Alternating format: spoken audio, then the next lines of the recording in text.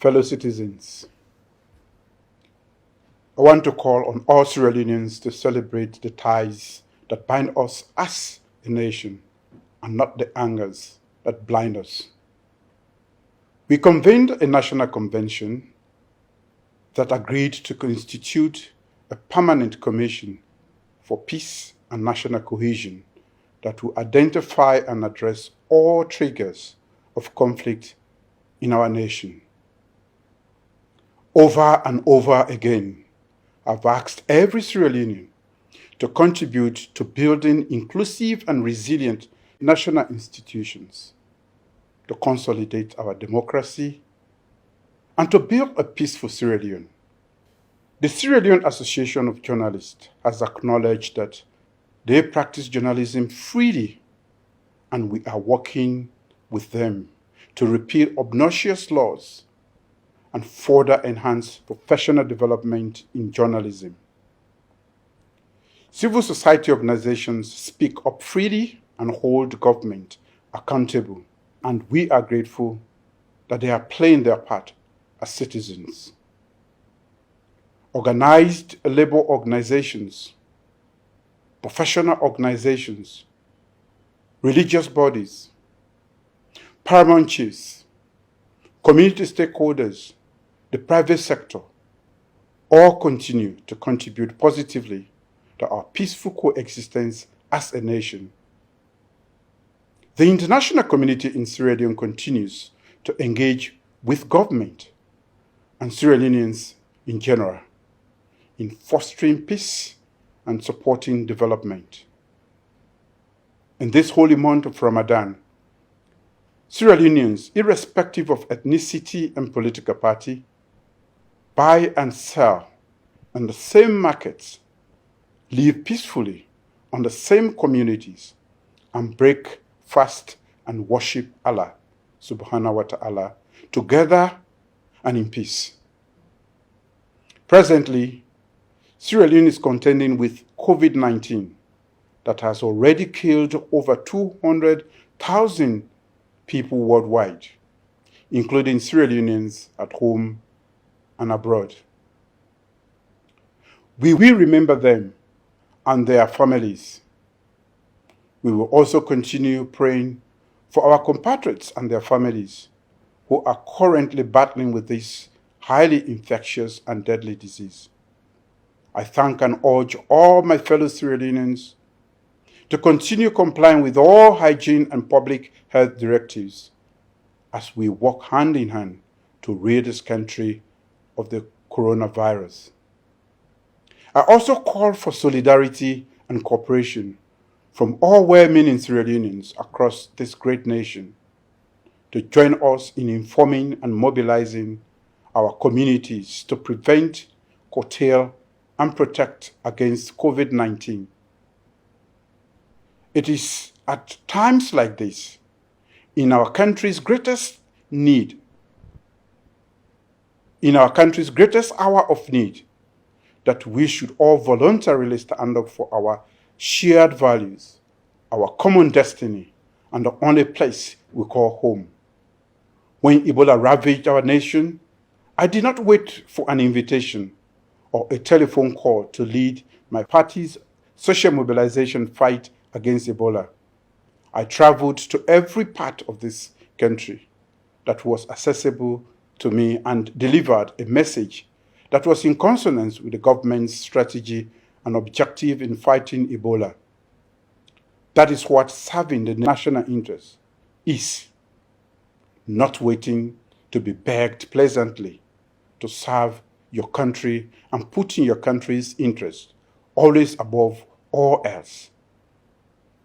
As president, I've reached out to all Sierra Leoneans to work together to make this country a peaceful place for all of us. I dispatched the Honorable Vice President to former President Ernest Bai Koroma to initiate dialogue on fostering peace and resolving the acrimony of division.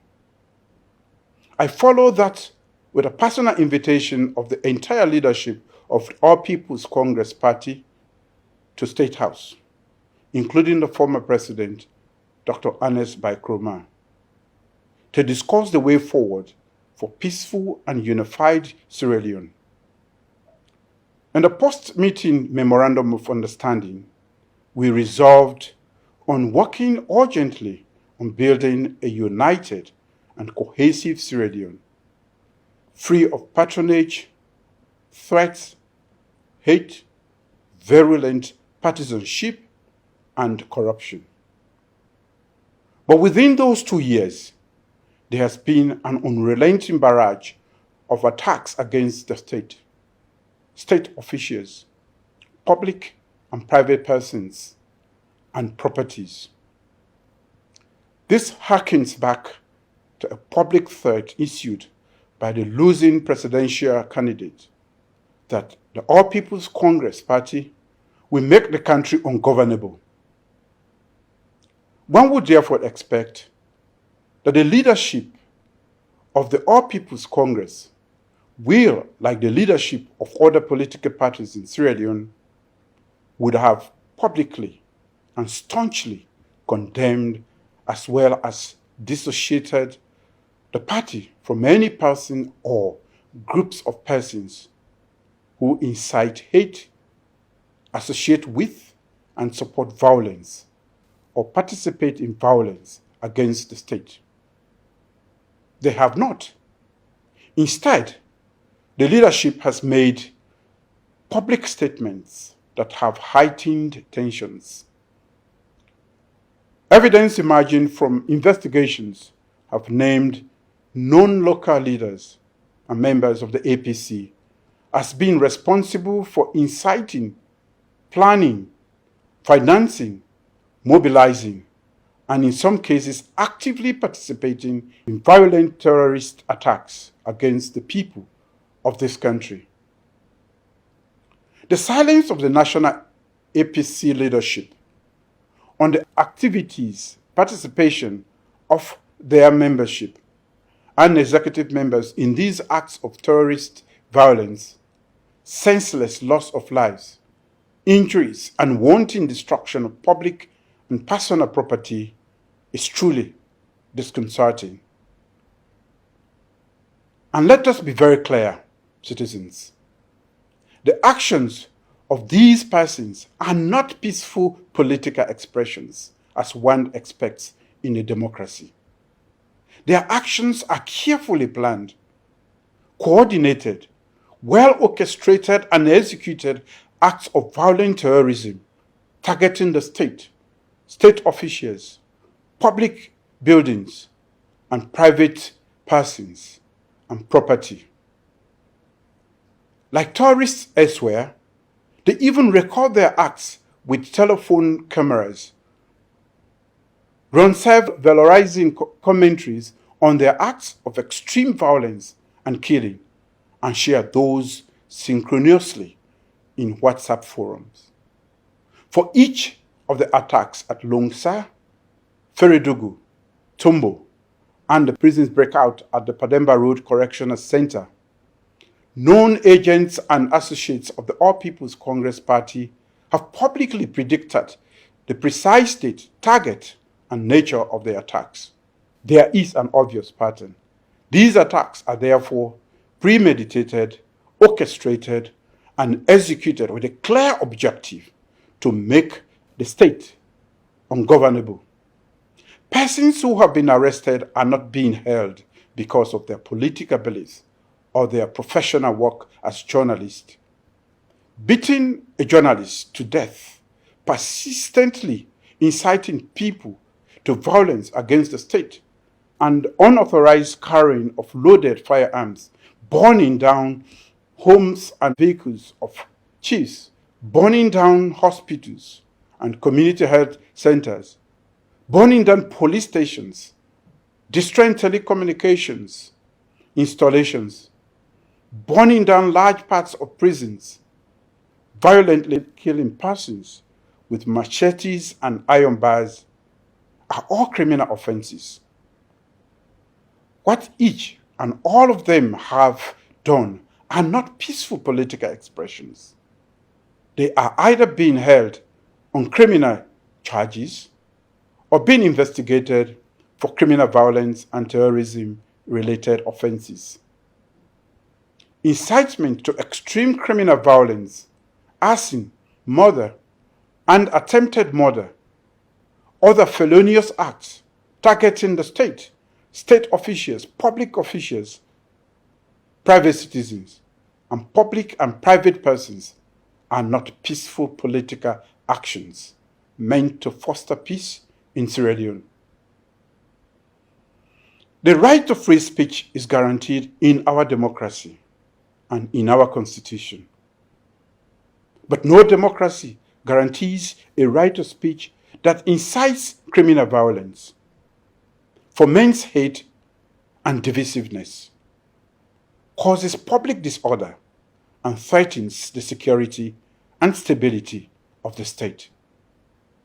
I'm certain that our international partners agree with us that prosperity and development are possible only when there is peace and stability.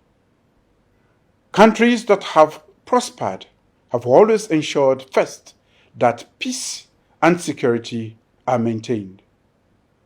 Our international partners, as moral guarantors of our peace, should therefore single out and wholeheartedly condemn persons and organizations associated with these acts of extreme violence against the state.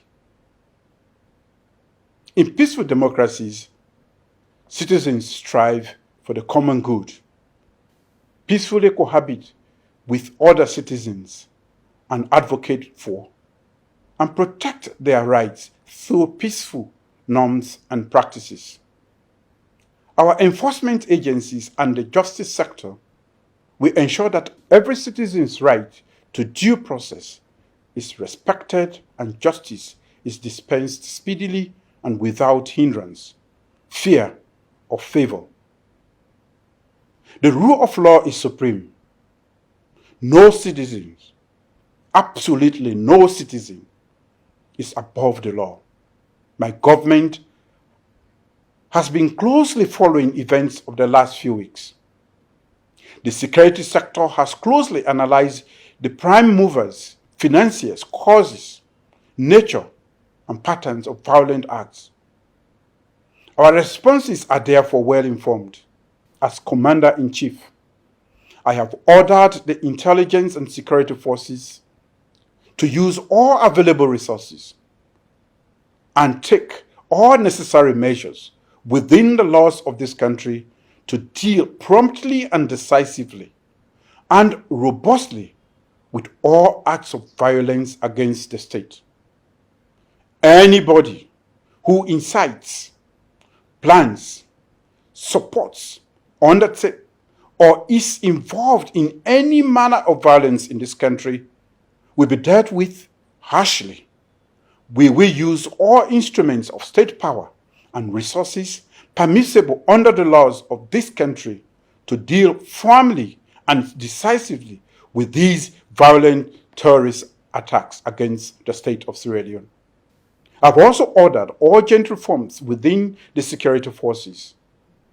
The objective is to make their leadership more decisive, more effective in crime prevention and deterrence, and to maintain peace and stability in the face of extreme acts of terrorist violence against the state. I've called for more citizens' engagement so that communities are more intimately involved in preventing crime and the causes of crime.